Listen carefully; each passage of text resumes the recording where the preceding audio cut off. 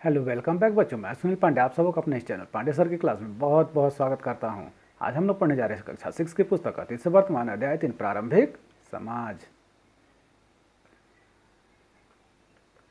तो आइए अध्याय शुरू करते हैं। प्रारंभिक समाज। तो मनुष्य जिस तरह से आज रहता है उससे तो आप परिचित ही हैं, लेकिन क्या आपने कभी सोचा है कि हमारे पूर्वज हजारों वर्ष पहले कैसे रहा करते थे? उस समय दुनिया भर में कहीं भी खेती नहीं होती थी, न ही कहीं गांव थे, न ही कहीं शहर थे। तो सवाल उठता है कि आरंभिक मानव के बारे में हमें जानकारी कैसे मिलती है? तो हजारों साल पहले जो लोग रहते थे उनके बारे में हमें ठीक ठाक तो नहीं पता, लेकिन उस समय की बची हुई चीजों को देखकर और अपनी सूझबूझ से कुछ अनुमान हम जरूर लगा सकते हैं। इस काम में पुरातत्ववेत्ताओं द्वारा उस समय के लोगों के द्वारा प्रयोग में लाए जाने वाले औजार जो कि पत्थर से बनाई गई थी, साथ ही कलाकृतियां एवं उनके निवास स्थानों का जो पता लगाया गया है, ये सारी सामग्रियां उनके बारे में अनुमान लगाने में सहायक हैं। इस विषय में हम पहले ही पिछले अध्याय में पढ़ चुके हैं। तो आज जो हम आगे बढ़ते हैं और देखते हैं कि भारत में आरंभिक मानव कहाँ रहते थे। तो भारत में पुरातात्विकवेत्ताओं को अतीत की कई मानव बस्तियां मिली हैं। यहाँ जो हम तस्वीर देख रहे हैं, इस तस्वीर में जो कि एक मानचित्र है, मानचित्र में त्रिकोण वाले स्थान दिखाए गए हैं। ये त्रिकोण वाले स्थान वही हैं। इन सभी स्थलों से शिकारी मानव के कई निशान मिले हैं। जैसे कि ये निशान जो हैं पत्थर के औजार, गुफाओं पर बने चित्र और जानवरों तथा लोगों की हड्डियां मिली हैं। गुफा ही इनका मुख्य बसेरा था और मध्य प्रदेश में ये भीमबेटका, बुढ़नी, पंचमढ़ी, भेंडा घाट और महेश्वर, इन स्थलों के ये सब उदाहरण हैं जहाँ पर कि हमें ये पुरातत्ववेत्ताओं के द्वारा जानकारी सामग्रियाँ इकट्ठी की गई हैं। खास बात इनमें यह है कि ये जो पूरा स्थल मिले हैं, ये सब नदियों और झीलों के किनारे पाए गए हैं। आइए अब देखते हैं आरंभिक मानव के जीवन शैली। तो दुनिया में जगह जगह वे लोग जंगलों में 20-30 लोगों के छोटे छोटे झुंड में रहा करते थे। जंगल में हिरन, भैंसा, खरगोश आदि जानवरों का शिकार किया करते थे। नदियों एवं तालाबों में मछली पकड़ते थे। मधुमक्खी के छत्तों से शहद को इकट्ठा किया करते थे।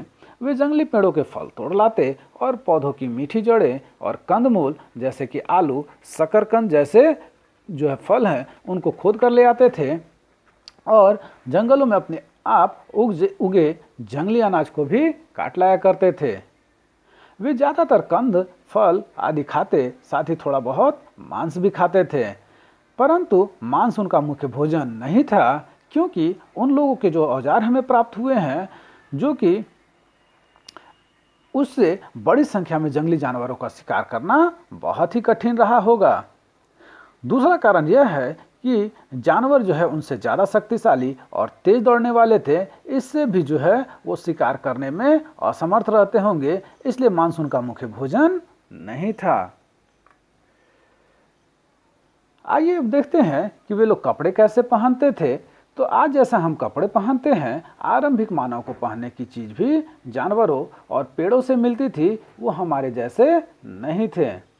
वे जानवरों की खाल साफ करके पहनते थे या पेड़ की पत्तियों और छाल से शरीर को ढका करते थे। वे या तो पहाड़ी गुफाओं में रहते या पेड़ों की डालियों और पत्ती से छोटी छोटी झोपड़ियां खड़ा कर लेते और उसमें रहा करते थे। वे लोग आग जलाना जानते थे और उनके घरों में जो चूल्हे मिले हैं उससे पता चलता है कि वे नियमित रूप से आग का इस्तेमाल किया करते थे। लोगों के झुंड में महिलाएं और बच्चे भी रहा करते थे। इनमें पुरुष वो शिकार करने के लिए जाते, जबकि महिलाएं कंदमूल, फल और अन्य जंगली अनाज को इकट्ठा किया करती थी। और समूह के सारे लोगों का काम था कि वो बच्चों का खास ख्याल रखा करें। आइए अब देखते हैं बांटकर खाना। तो आरंभिक लोग साथ साथ शिकार किया करते थे, क्योंकि अकेले जानवरों को मारना कठिन होता था। भोजन लोगों द्वारा समूह में ही इकट्ठा किया जाता था और उसे सब लोग मिल बांटकर खाते थे। यह बहुत जरूरी भी था, क्योंकि जंगल से क्या मिलेगा इसका कोई पक्का भरोसा नहीं होता था। आइए देखते हैं अब आरंभिक मानव के जीवन का महत्वपूर्ण पक्ष इधर उधर घूमना। तो एक समूह में रहने वाले आरंभिक मानव एक सीमित क्षेत्र के भीतर घूमते फिरते रहते थे। यह दायरा उनका निवास स्थल से चारों दिशाओं में हुआ करता था। ये लोग छोटे छोटे समूहों में बंटकर चारों दिशाओं में जाया करते थे। इसके पीछे एक निश्चित वजह होती थी। यह वजह जो थी, जैसे एक खास क्षेत्र में फल पौधों और जानवरों की संख्या और उपलब्धता जो है वह सीमित रहती थी, जिसे वे समाप्त कर देते थे। तो फलों और पौधों की तलाश में उन्हें दूसरे क्षेत्र में जाना पड़ता था। इसके अलावे वे शिकार करते करते भी जो है जानवरों के पीछे जो है दूसरे क्षेत्र में चले जाया करते थे। उन लोगों को पेड़ पौधों में फल फूल आने का मौसम भी पता था। इसके कारण भी वो जो है भोजन की तलाश में उपयुक्त मौसम के अनुसार दूसरे क्षेत्र में चला जाया करते थे। संभवतः आसपास के जल स्रोत जैसे नदियों, झीलों आदि के सूख जाने के कारण भी वे दूसरे स्थान पर पानी की तलाश में चले जाया करते होंगे। आइए अब देखते हैं आरंभिक मानव के औजार। तो शिकारी मानव के पास कैसे कैसे हथियार व औजार थे, आप भी जरा सोच कर देखें। तो सोचेंगे तो ध्यान दें कि उस समय लोहा, तांबा जैसी धातुओं के बारे में लोगों को पता नहीं था। अतः उन लोगों के आसपास जो मिलता था, जैसे कि पत्थर, लकड़ी, जानवरों के सींग और हड्डियां, इन्हीं को वो नुकीला बनाकर औजार के रूप में इस्तेमाल करते थे। वे पत्थर के टुकड़े को घिसकर नुकीला और धारदार बना देते थे। साथ ही वह आकार में भी हाथ से पकड़ने लायक औजारों को बनाते थे। धीरे धीरे वे इस कला में इतने माहिर होते चले गए कि पत्थर की बारीक औजार भी बनाने लगे। इसके अलावे वे लकड़ी, सीप, हड्डी, हाथी दांत आदि की मालाएं भी बनाया करते थे। अब देखते हैं चित्र और नाच। तो शिकारी लोग गुफा के अंदर दीवारों पर रंगीन चित्र भी बनाया करते थे। वे रंगीन पत्थरों को घिसकर रंग तैयार किया करते थे और बांस के ब्रूश से चट्टानों पर चित्र बनाया करते थे। इन लोगों द्वारा बनाए गए चित्र आज भी आपको भीमबेटका की गुफाओं में देखने को मिलेगा। चित्र में ज्यादातर पशुओं जैसे बैल, गाय, भैंस, हिरन इत्यादि पाए जाते थे। चित्रों के बनाने के अलावे उनके जीवन में एक और महत्वपूर्ण चीज था, वह था नाच। वे सब मिलकर देर तक नाचा करते थे। आइए एक रोचक तथ्य देख लेते हैं जो कि बिहार के पैसरा से जुड़ा हुआ है। तो पैसरा बिहार के मुंगेर जिले में स्थित है। यहाँ पर आरंभिक मानव से संबंधित पुराने स्थल मिले हैं। यहाँ से फ्रांस जो कि यूरोप में है, पाए जाने वाले आरंभिक मानव के औजार की तरह ही औजार यहाँ से मिले हैं। तो पैसरा संभवतः आवास और निर्माण स्थल रहा होगा। यहाँ जो हम नीचे दो तस्वीर देख रहे हैं, बाईं तरफ जो तस्वीर है वह है नवपाषाणकालीन हड्डी के औजार और दाईं तरफ जो है वह है नवपाषाणकालीन पत्थर के औजार।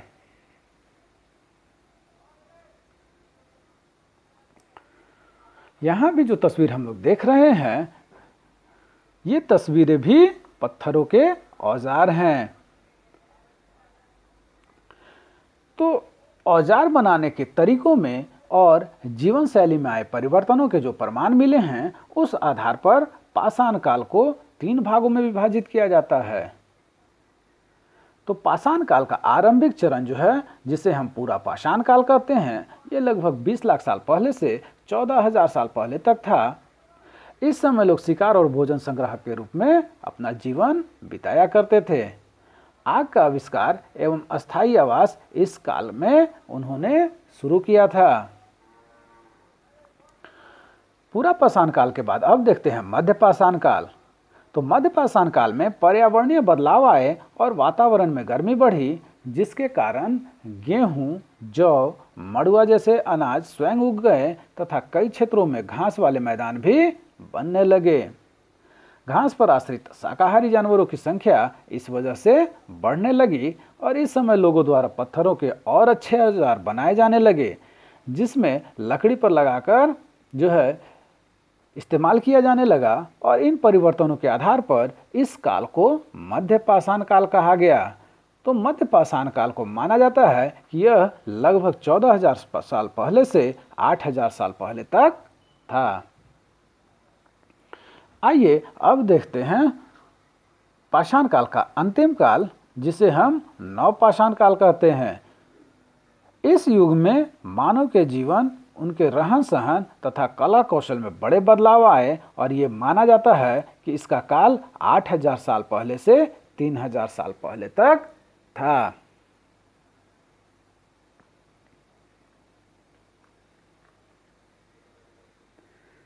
तो अंत में हम लोग देख लेते हैं कि हमने क्या सीखा।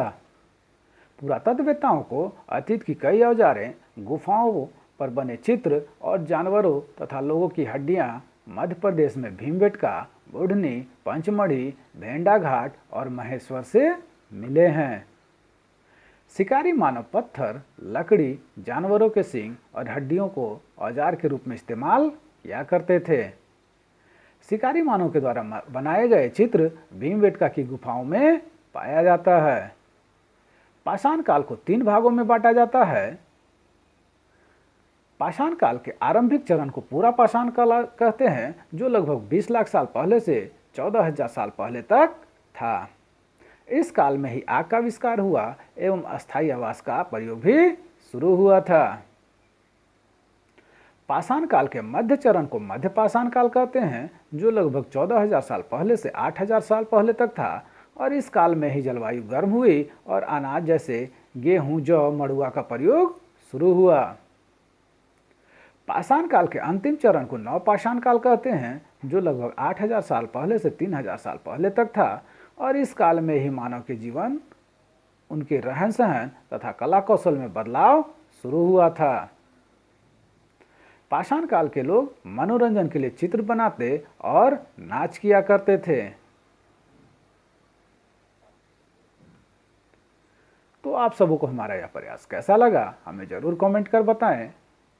हमारे इस चैनल पांडे सर की क्लास को जरूर से जरूर सब्सक्राइब करें और बेल बटन को दबाएं, ताकि आने वाली वीडियो का नोटिफिकेशन आपको मिलता रहे। दूसरों के साथ इसे शेयर करें और हाँ, लाइक करना तो बिल्कुल ना भूलें।